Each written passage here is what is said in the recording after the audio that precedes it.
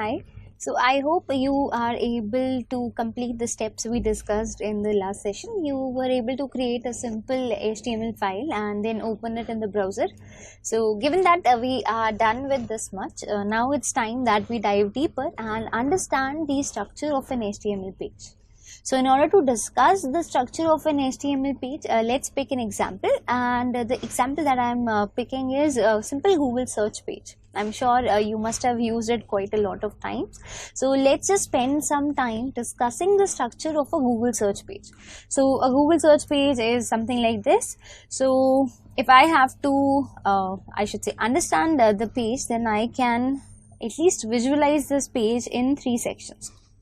So three sections like this. First is a header section with obviously the Gmail, images and sign in or account option, and then there is this main section which has the Google search option, obviously the center most of the prime feature of the page, and then the third section is the footer section, obviously, which has different options available to you. So this is how a HTML page generally, at least I can visualize it, of this Google search page. So if I just have to write it down, for an HTML page, Google, this is divided into three sections. So Google search page, this is divided into three sections: section 1, section 2 and section 3. Section 1 corresponding to header, then there is the main section, and then there is footer. Now each of these sections further has multiple options available within them. For example, section 1 has this Gmail option, it has obviously sign in or account option and another option. Section 2 has this image, Google image I should say, there is Google search option and so on. Section 3 further obviously has multiple options available.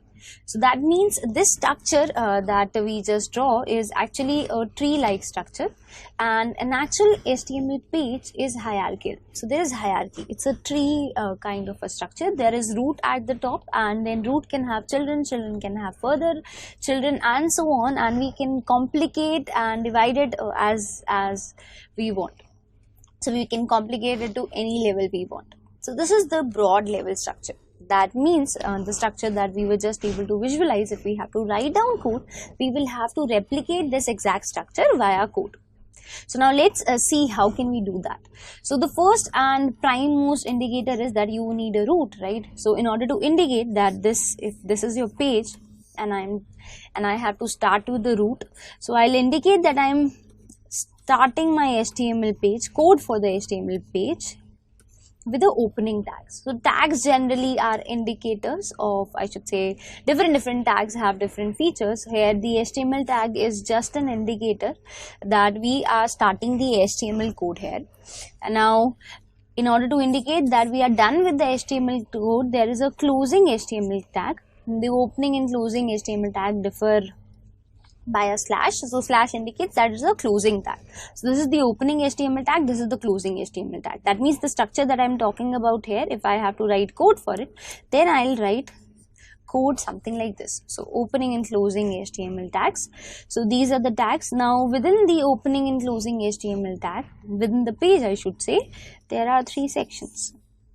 So for section 1, obviously I have to indicate that section 1 is about to start and where will it end. So I'll do that again with opening and closing tags.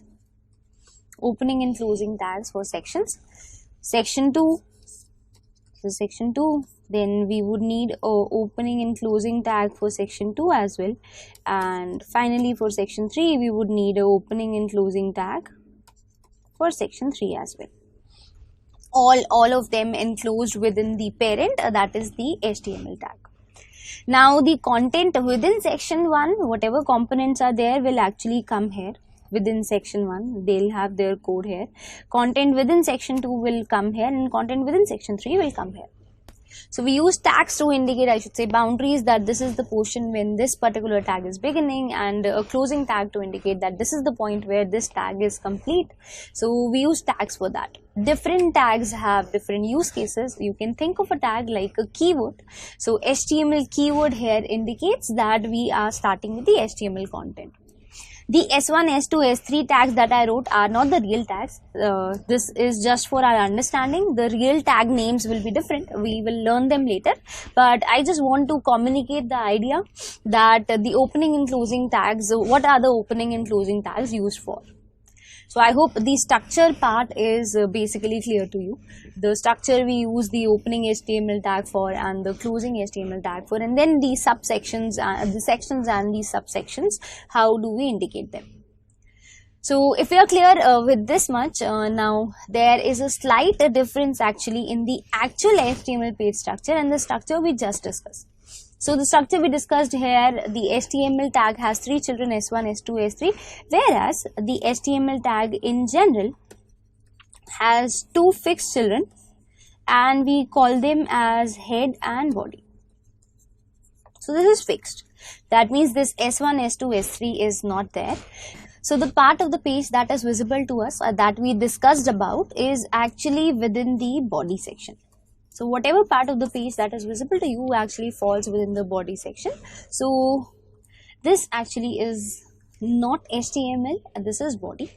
Now this body is the child of the HTML section. So the HTML part has 2 children, 2 fixed children, head and body. Now within the body tag, whatever visible part of the page that we are seeing, we'll write it within the body tag. What is the head tag for then? Head tag basically is for the metadata part. What do I mean by metadata? Metadata is generally some information about the page. So the title of the page is part of metadata. So this is the title of the page. So we'll write title of the page within the head tag, and similarly if the page uses some other files or links, then we'll write down within the head section. So the metadata part goes into the head section, the visible part of the page, the actual part of the page goes into the body section. So these are 2 broad divisions. Now the body section obviously will can further be divided into sections. It can have children and those children can further have children and so on. So this is what is the basic structure of an HTML page. Just to summarize, let me quickly write down. So HTML page, structure of an HTML page will look something like this. Opening HTML tag, then there will be a closing HTML tag. Now within these HTML tags, there will be head, opening and closing, just to indicate that the head part is beginning and ending here. And for the body, similarly, opening tag and closing tag. And these are the actual tag names as well. So opening tag to indicate that it is starting here, closing to indicate that it is ending here. So this is how an actual HTML page structure is, and this structure is same for all the HTML pages that we'll see. All the web pages that we see have this basic structure with them. Now there is a catch here. So the actual HTML, or I should say the HTML page or the simple HTML file that we created in the last session didn't have this structure. We didn't write any HTML tags, we didn't write any head or body tags, right? But still we were able to open that file in the browser. But then I just said that means the page we actually, the simple page that we created in last session should have the structure as well. And the answer is yes. The page that we created has the structure. Although we didn't write the tags, but these tags were there and browser saved us here. So when you give a browser an HTML file to open, a browser tries to render it, open it in the best possible way it can. So browser actually fills in and writes this basic code for you. Now just to check that, we have a very powerful tool with the browser. Right click and click on inspect. So when you will click on inspect, you will see a screen like this. Let me just zoom it. So you will see a screen like this. Let me just do inspect for the hello world page that we are talking about. You will see a screen like this. Now if you just see the HTML code here, you will realize that there is a opening HTML tag, closing HTML tag, head tags and the body tags, the way we discussed. The hello world was the visible content, which is why it is there in the body tag. Although we didn't write it, browser actually saved us here. Browser wrote this basic code for us. So given that we know what the basic code should be, actually, let's do one thing. Let's quickly write down this basic structure on our own and not rely on browser to fill it for us. So this hello world, let me just erase it. we need the HTML tag to start with. Now in Sublime, when you write HTML and just press enter, so it will autofill and create a basic structure for you. So this is the basic HTML page, structure of an HTML page, head and body tags. Now within this body tag, we had hello world written. So that's it. Just save it, open in browser, and this will open the file. Obviously the output is pretty simple to what we had earlier as well, because the same code which browser filled in for us, we just wrote that. So there will not be any drastic changes here. So things will be pretty much same, but the difference is that now we know what actually the structure of an HTML page is, and we don't have to rely on browser to fill in for us. So from now onwards, the HTML pages that we'll be creating, we will write this basic structure ourselves. Okay, so let me just go back to the file we had. So there is this one line that we didn't discuss about, and obviously Sublime filled in for us. So what is this line for? This exclamation doc type HTML, this is not a tag actually, but this is something which is very important. This indicates that we are using HTML5. Indicates to the browser. So from this line, browser is able to interpret that the code, the file is following HTML5 standards. So it has to show the file, render the file according to HTML5 standards. So this is very important. So don't miss this line, because this is an important communicator to the browser. Earlier, when browser was filling in the code itself, browser was trying to render it to the best possible way it can. But generally, if we end up missing this and we are following HTML standards, there can be some differences. So make sure that we don't miss this line, because this indicates that which standard of HTML, which HTML version you are using. Currently, we are using 5, which is the standard version. So I hope the basic idea is clear. The HTML start, HTML tag, head tags and body tags, to summarize, parent-child relationship between the tags and their placement.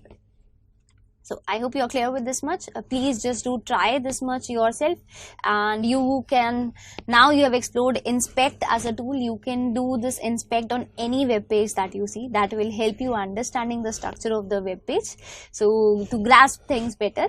So that definitely it's a good tool to use. I hope this much part is clear, and in next session we'll learn about more HTML tags and explore HTML even better. Thank you.